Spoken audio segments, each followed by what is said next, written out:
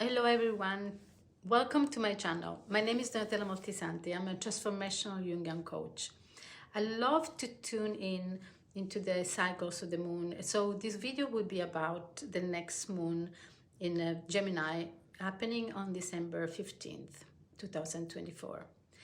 The reason why I connected to the moon cycles as a Jungian coach is to take advantage of the myths and archetypes that the moon brings to us in the conjunction with different constellation every month. I find that when we connect to this biggest perspective of emotions and qualities that the planets are mirroring back to us, we approach our life with a bigger, broader view, and we gain such a possibility to enter spaces within ourselves that vice versa our ordinary mind will never take us to even notice. This will allow us to perceive ourselves and our reality in a much broader view. So that being said, let's dive deep into the next full moon in Gemini. Next full moon in Gemini, we have the sun in Sagittarius, so we are still in the season of Sagittarius. So we have the wisdom of Sagittarius and the lightness and the free flow of Gemini. So these are kind of two opposites that are getting together to create a more balance in our lives. So this full moon is the last full moon of 2024.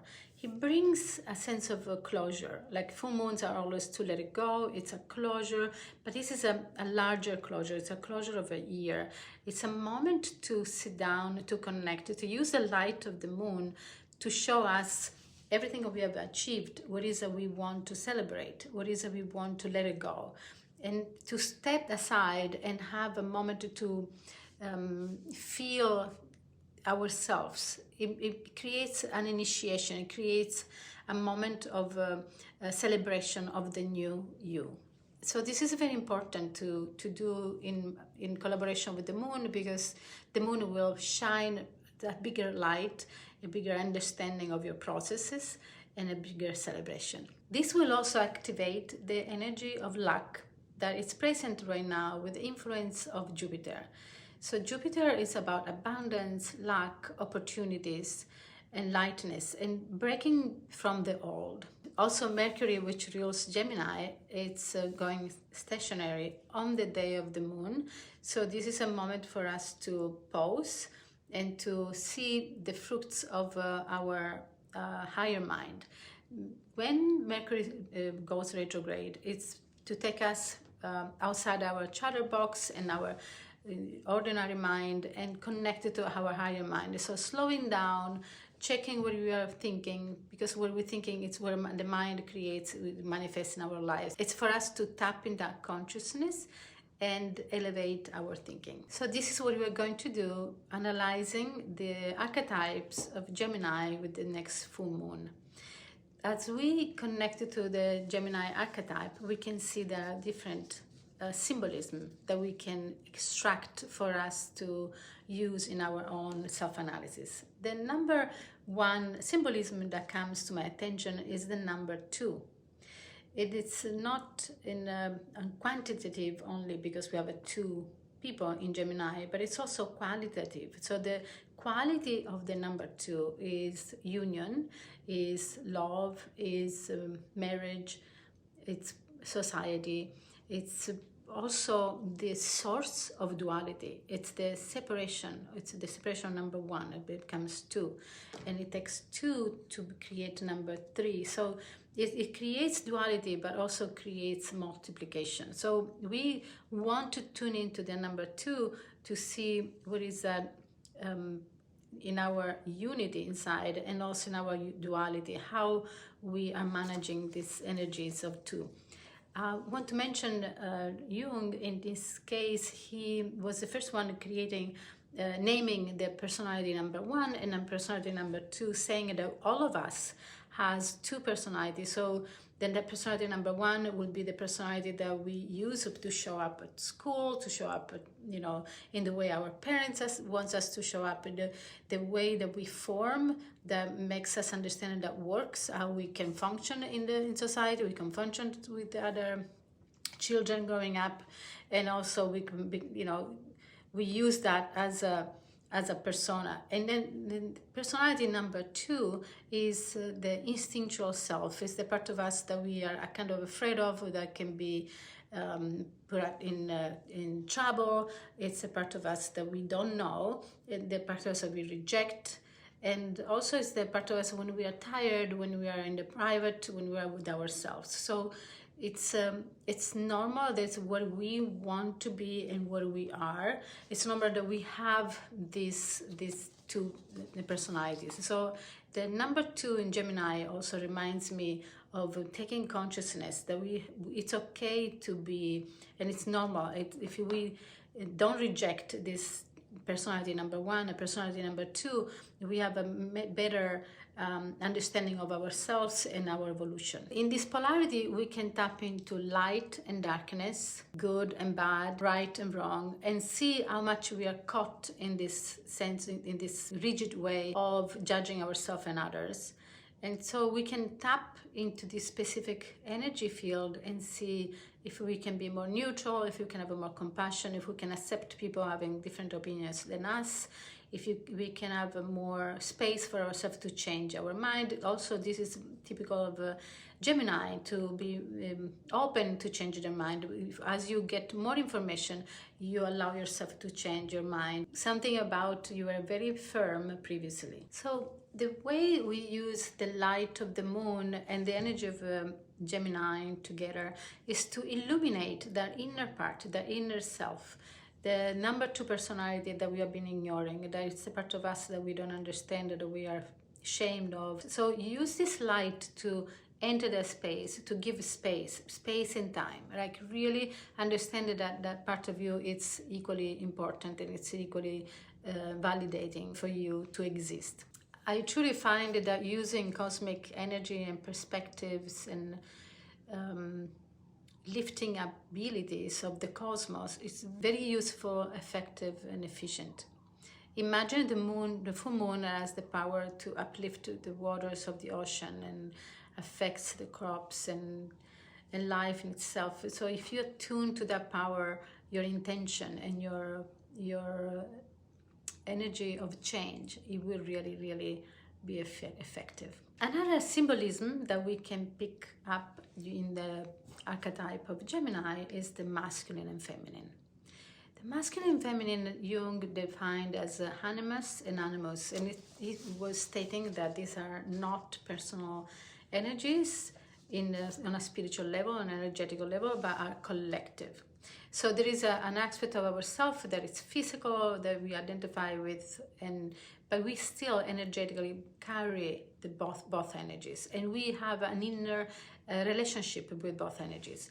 So when we connected to the masculine and feminine, and it's for us to tune in to see if our feminine is supported by our masculine, if there is previous ideas, inferiority complex connected to one on the other, and also to really see how the way you grew up, if it is something that affected you in a positive way or in a negative way.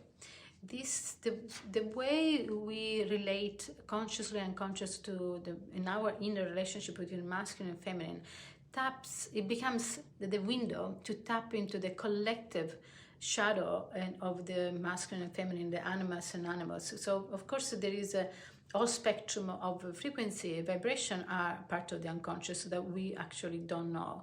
But we have the archetypes of the Christ and the archetypes of the Antichrist, so that's part of the same collective unconsciousness. We use our filter, our own experience with our masculine and feminine to tap into this collective unconscious. So it's very important to retrieve our projection, to heal our relationship with masculine and feminine in order to receive a higher view, a higher frequency of the collective unconscious. To do that, at this time with this moon, it's very important to see what this duality between masculine and feminine is bringing to you. What is the clarity that's coming to you? Just to tune into that space and say, what is I need to see that I haven't seen? So something to add awareness. It will change dramatically the way you attract the masculine or feminine in your life, or the way you interact with them, what you expect to happen. And we know that the feminine will always create the expectation that you want, that you see, that you prefer coming to you from workplace, from society. And the masculine, it's that force inside that, if it's in a positive way, will make you do things without effort, like really the flow that comes without effort. So it's very complex and very life-changing. But the first step is for me to be able to focus on that. So this moon definitely allows us to enter in that duality between masculine and feminine. To support us in this process is a very important present right now in the cosmos between Mars and Venus. And the myth of Mars and Venus is very important, because there is an electricity when these two planets are with each other, opposite to each other. There's an electricity that was present in between them. The myth of Mars and Venus was that they were in love, and they couldn't be away from each other. And Venus was married to another god, the volcano god, and they were caught, and they were also divided in that. So the myth, it talks about the attraction and the union and the separation. Just to mention, the children of Venus and Mars are Eros and Cupid, among others, because if you notice, if you dig into this archetype, also we see that they have other children that are all feelings and sentiments that are part of the human characteristic in the relationships.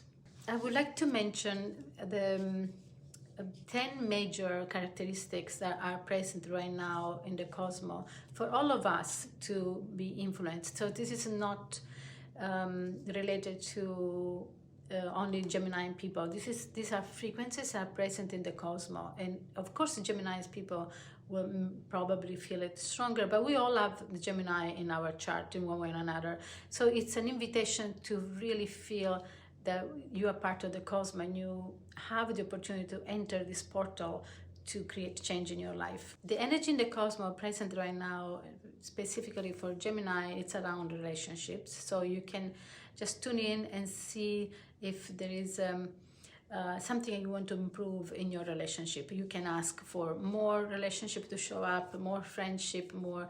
If it's a love relationship, it's to improve your work relationship with your boss, with your colleagues. This is a time to tune in and ask for that. Daily interaction, it's where everything happens for Gemini, because it's the curiosity, the intellect to understand, to acquire, to share, to media.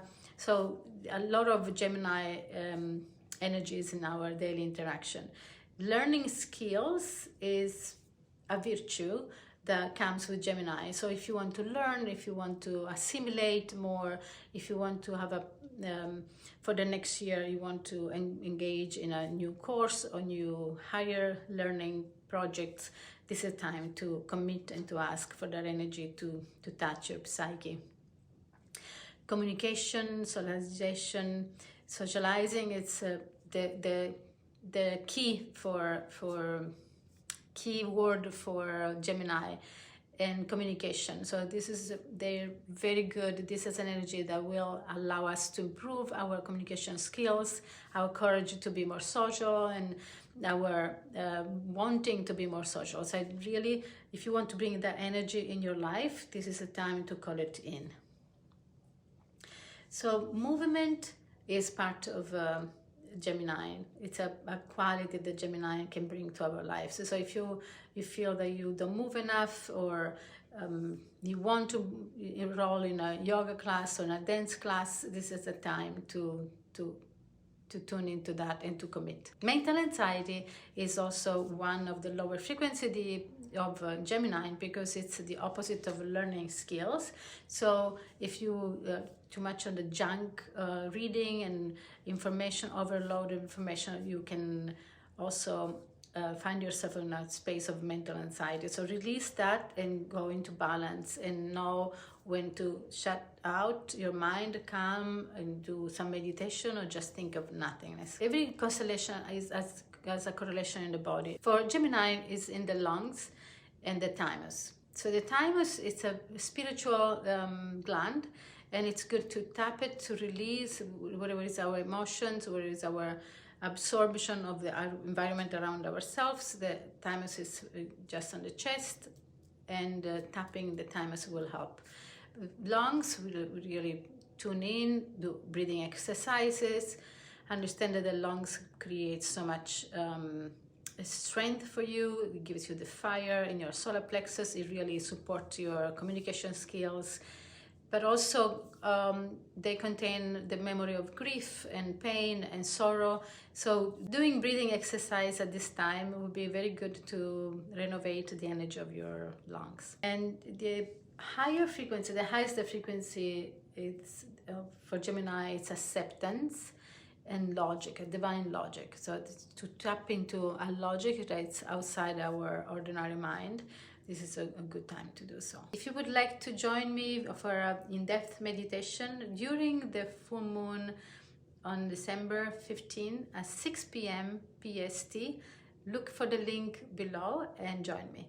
Thank you so much for being with me today. I hope this was useful to you. It has been a practice of mine for more than a decade, and I really enjoy tuning into the moon cycles, understanding, learning, connecting to the archetypes, using this cosmic force to go within and to open spaces otherwise would not be available to me. So I'm glad that I have the opportunity to share this with you, and I hope you enjoy it. See you soon, and talk to you to the next new moon.